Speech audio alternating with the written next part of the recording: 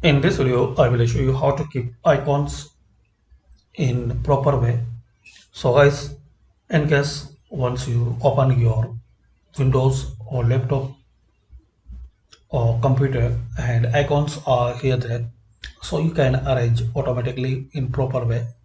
Right click anywhere, view, walk cursor to view, and this is the option auto arrange icons. Select it. So now all icons are arranged as requirement in proper way, and also you can align icons to grid. So this is the very basic and simple video to know how to auto arrange icons in proper way in Windows 11. Thanks for watching. Please share, like and subscribe this channel for more useful videos.